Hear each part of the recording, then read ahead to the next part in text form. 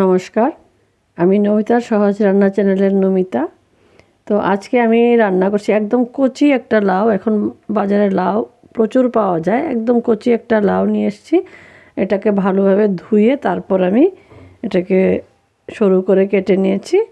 আর এখানে হলো চিংড়ি। এটা কুচো চিংড়ি, মানে ছোট চিংড়ি, এরকম ছোট ছোট, যেটাকে কাটতে গিয়ে মা এগুলিকে বেছে নিয়েছিল। পরে বলে, অনেক ছোটো রে মাছটা, এটা বাছতে অনেক কষ্ট হয়েছে মার। তো আজকে এটা দিয়ে লাউ করব, চিংড়ি লাউ আর শীতের ধনে পাতা। এটা খেতে খুব ভালো লাগে, সবার জানা চেনা পরিচিত একটা রান্না, কিন্তু খেতে খুব ভালো হয়। আজকে আমি এভাবে লাউ চিংড়িটা করছি ছোট চিংড়ি দিয়ে। আমি কড়াইতে দিয়ে দিচ্ছি সর্ষের তেল। এখন আমি চিংড়ি মাছটাকে নুন হলুদ মাখিয়ে নিয়েছি আগে। চিংড়ি মাছটা আমি ভেজে নিচ্ছি। চিংড়ি মাছটা একটু ভালোভাবে ভাজবো।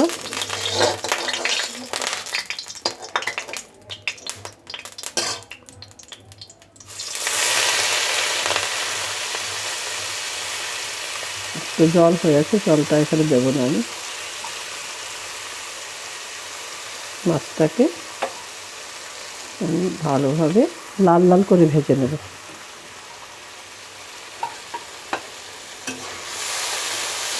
চিংড়ি মাছটা ভাজতে সময় খুব ভালো লাগে।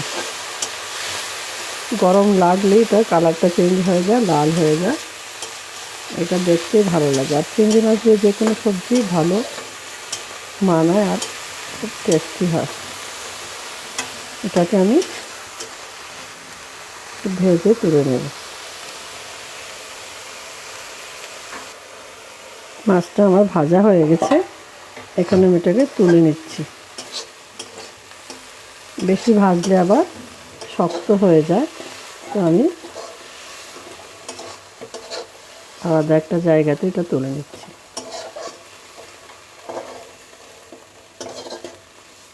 আপনারা আমার রান্না যদি পছন্দ করেন, দেখতে চান, তাহলে আমার চ্যানেলটাকে সাবস্ক্রাইব করে দেবেন।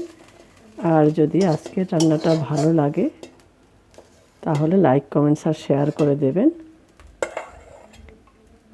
আর আমার চ্যানেলে যার যার কমেন্টস থাকবে, আমি সবার পরিবারে অবশ্যই যাই। তো এখন আমি কড়াইতে আবার দিয়ে দিচ্ছি সর্ষের তেল। এখানে 1.5 চামচ মতো, 2 চামচ হয়ে যাবে। তেলটা যদি আমি এত বেশি দিই না, একটু পরেই গেছে। তো আমি এর মধ্যে তেজপাতাটা অনেক বড়, এটাকে আমি ছিঁড়ে 2 টুকরো করে দিচ্ছি।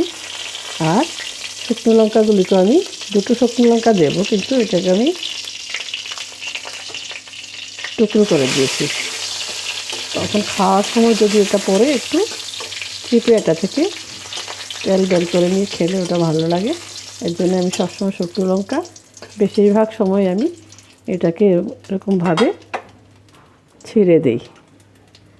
তো এর মধ্যে দিয়ে দেবো আমি 1 চামচ পরিমাণ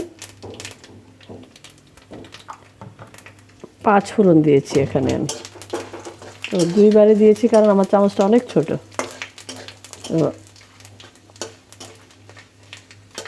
এর মধ্যে আমি আবার এটা ভাজা হচ্ছে, ততক্ষণে আমি এর মধ্যে তেজপাতাটার উপরে দেব, না হয় জ্বলে যাবে। আমি দিয়ে দিচ্ছি হলদি পাউডার আন্দাজ মতো, আর দিয়ে দিচ্ছি 1/2 চামচ জিরা পাউডার, আর দিয়ে দেব 1 চামচ ধনে পাউডার। এখন আমি এটাকে নাড়া দিয়েই আমি লাউটা দিয়ে দেব, না হয় জ্বলে যাবে। আমি লাউটা দিয়ে দিয়েছি এর মধ্যে।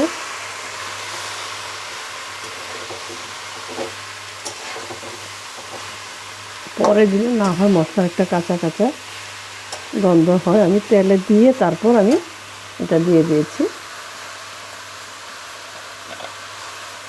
এখন এটাকে আমি ভালোভাবে মিশিয়ে নেব আর দিয়ে দেব আমি স্বাদ মতো একটু নুন।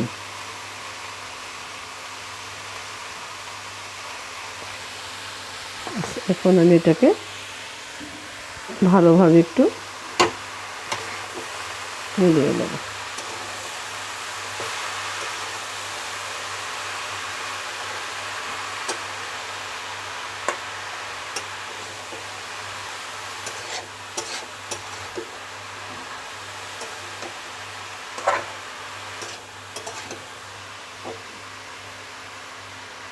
মশলাটা মেশানো হয়ে গেছে, এখন আমি এটাকে একটু ঢেকে দেবো, ঢেকে দিয়ে রান্না করব। লাউটা নিজে থেকে জল ছেড়ে দেবে, তারপর আমি একটু পরে দেখাচ্ছি।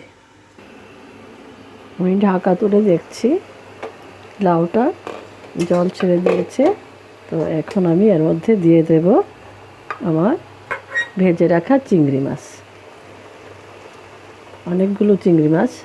তো এখানে আমি ভেজে রাখা চিংড়ি মাছগুলো দিয়ে দিলাম আর দিয়ে দেবো এর মধ্যে 7-8টা চেরা কাঁচা লঙ্কা।